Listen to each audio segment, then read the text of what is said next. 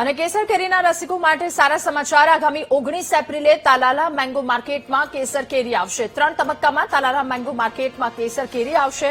વાતાવરણની પ્રતિકૂળતાના કારણે ઓછા ઉત્પાદનની શક્યતા પણ છે, તો ગયા વર્ષની સરખામણીએ ઓછા કેરીના બોક્સ આવવાની સંભાવના છે। કેરીની સિઝન આ વર્ષે વધારે લંબાય તેવી સંભાવના પણ।